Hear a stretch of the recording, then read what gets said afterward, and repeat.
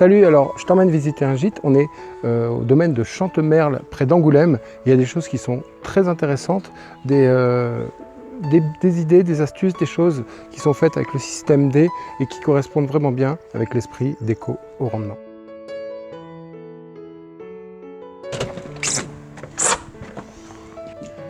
Alors, qu'est-ce qui m'intéresse dans ce gîte? Eh bien, c'est le mariage du côté contemporain et du côté rustique.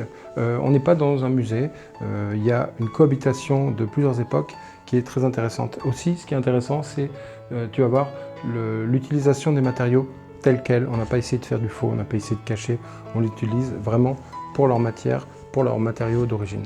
Ici, on a des vieilles poutres, on a une belle cheminée en pierre, on a du mobilier ancien, et tout ça, ça vient en contraste avec un sol qui est en béton ciré. Alors c'est du vrai béton, souvent on a de l'imitation, ici c'est vraiment du béton. C'est-à-dire un béton qui a été poncé.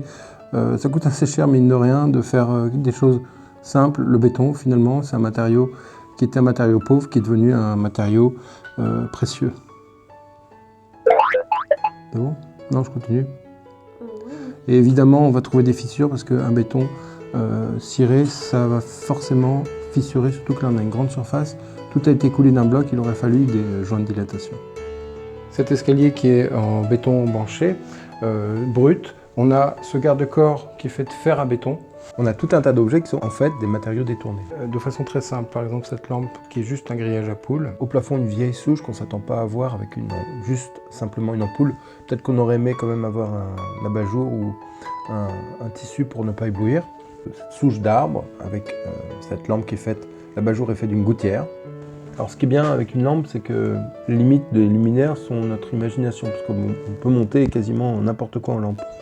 Celle-ci qui est en fait une vieille bouteille de soda fixée à je sais pas ce que c'est, des anciennes bouteilles, il y a encore les bouchons, allumés ça donne ça. Dans la chambre on a cette vieille souche qui fait office de porte-manteau, et pour le poids on a fait un pied en béton. Je parle de la table. On a une table qui est en fait, je pense dire une ancienne porte, avec des chaises qui sont en plastique. Donc tout ça, ça fait un mariage étonnant. Alors ici c'est intéressant, on a un bureau qui est sur un demi-étage. C'était une petite pièce, c'est difficile à exploiter. Ils en ont fait le bureau et finalement c'est vrai qu'on est isolé sans l'être réellement. Et un vieil établi qu'on utilise en bureau avec une chaise qui a été bricolée, qui est en fait une assise de tracteur. On retrouve ces sièges aussi à l'extérieur. Là, on a une plaque de zinc qui est derrière le lavabo. Alors, effectivement, tous les matériaux qui sont faits pour être à l'extérieur, ils ont leur place dans une salle d'eau. Alors ici, un miroir qui est fait avec un vieux cadre, ça j'aime bien. Par contre, il est sur le mur qui est le moins lumineux de la pièce, puisque c'est le mur qui est à contre-jour. Et ça, c'est pas l'idéal pour réfléchir la lumière. Donc, préfère mettre ce miroir sur un angle perpendiculaire à une fenêtre ou à l'opposé. Alors ici, ça c'est la lampe de la cuisine qui est, je sais pas ce que c'est, un ancien bocal, un ancien pot. Une cuisine qui est on ne peut plus simple, avec des matériaux qui sont bruts. Ça c'est du béton qui a été coulé.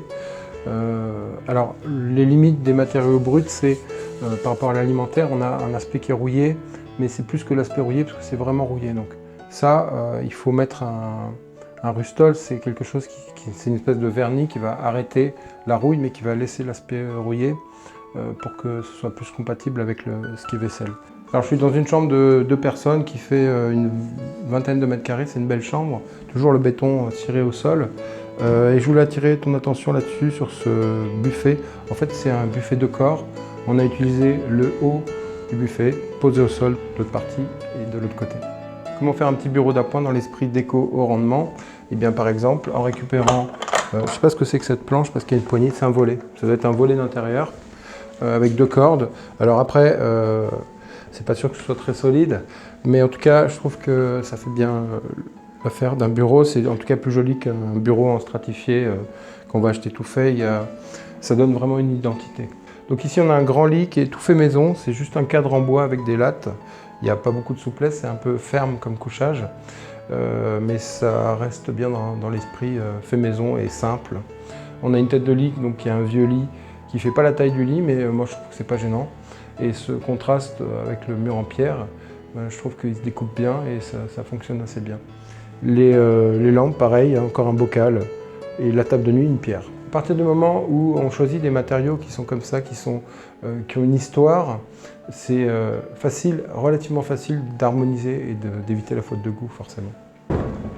Ça filme, là?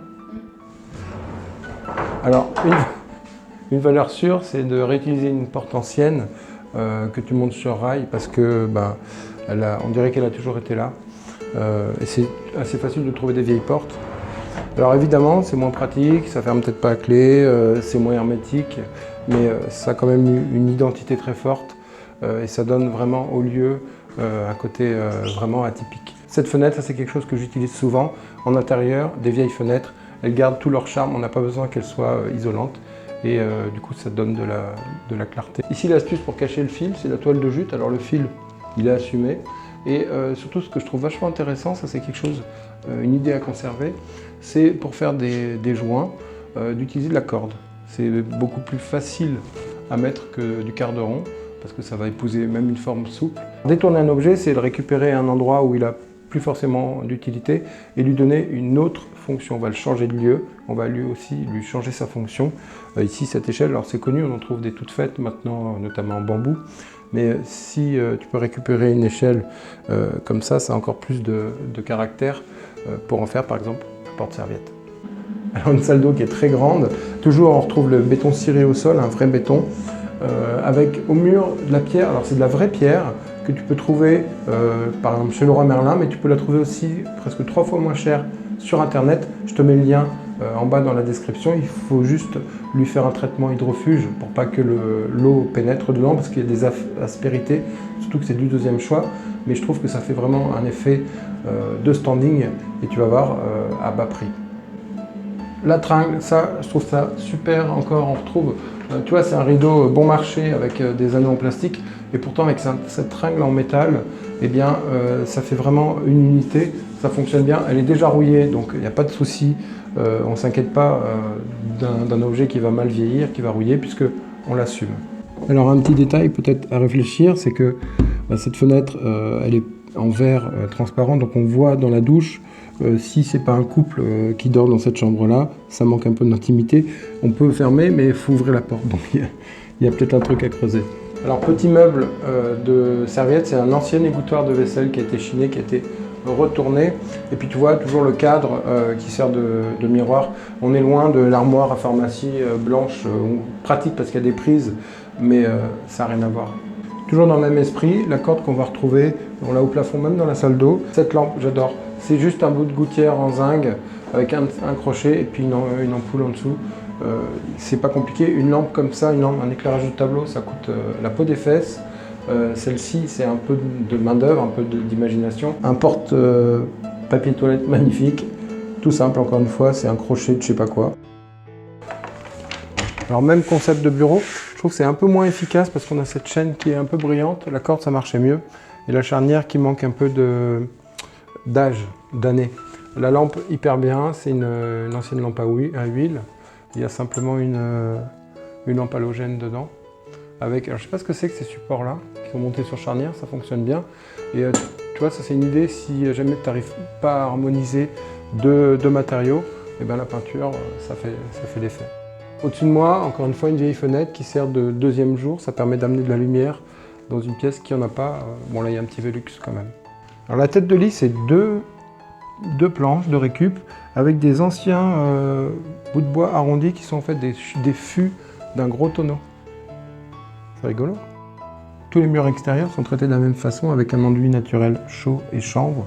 Alors, c'est pas la meilleure des isolations parce que c'est jamais très épais, mais ça donne un aspect très agréable et puis un côté mat qui n'est pas vraiment uniforme et j'aime bien le rendu, on dirait un peu du carton. À l'intérieur de cet enduit chaud-chambre, on a des tuyaux de murs chauffants. Ici, on a une cloison qui est faite en pin et je trouve que c'est peut-être un mur qui mériterait d'être peint justement parce que on a une cohabitation qui est un peu maladroite entre ce parquet en chêne massif et ce sapin, parce que c'est pas la même essence et du coup ça dénote un peu. Donc il serait peint en blanc, en gris, l'azuré, je pense que il se fondrait mieux. Justement, tu vois là, ils ont juste peint le mur en blanc et je trouve que ça s'harmonise mieux. On a un petit coin dressing ici qui est encore une fois tout simple. C'est une caisse de pommes. C'est un tuyau de cuivre qui sert de tringle. Et puis un petit meuble bas qui sert pour poser une valise. C'est vrai qu'en courte durée, c'est pratique toujours d'avoir un meuble où on va poser sa valise ouverte. On a une salle d'eau qui est faite toujours dans le même esprit. On voit que c'est la même personne qui a créé la déco. On va retrouver le casier qu'on a dans la cuisine. Alors ici, il fonctionne mieux parce que c'est pas de l'alimentaire, c'est pas gênant qu'il soit rouillé. Le cuivre, la pierre naturelle qui est sur les murs. On a ici, c'est rigolo, je pense que c'est des vieux pieds d'armoire avec un tube de cuivre pour faire un sèche-serviette ou de lit, oui. On a la fenêtre ancienne avec carrément encore la poignée. On a un vieux miroir en fait qui a été récupéré d'un meuble et on a un encadrement qui est fait avec une corde et à côté ce sèche-serviette. Donc c'est facile à sortir quand on garde les mêmes codes de matériaux, la corde, 2 tubes de cuivre et tu as un sèche-serviette qui fonctionne. Alors c'est des proportions que j'aime bien. Alors est-ce que c'est compatible avec la clientèle du gîte? Je sais pas. En tout cas moi ça me va bien, c'est la proportion cheminée, télé. Tu sais où elle est la télé? Elle est là. On a fait le tour, j'espère que cette vidéo va t'inspirer, que tu vas pouvoir glaner 2-3 petites idées. Si des idées t'en veux d'autres, tu peux aller me voir sur le blog Immo Actif et Revenu Passif, tu as le lien dans la description. Si tu veux que je t'aide à créer le coup de cœur, pareil, je peux venir chez toi pour t'accompagner. Et puis tu as une formation qui s'appelle Déco au rendement, et il y a le lien dans la description. Je te dis à bientôt, n'oublie pas, tu likes, tu partages, un petit pouce bleu, ciao.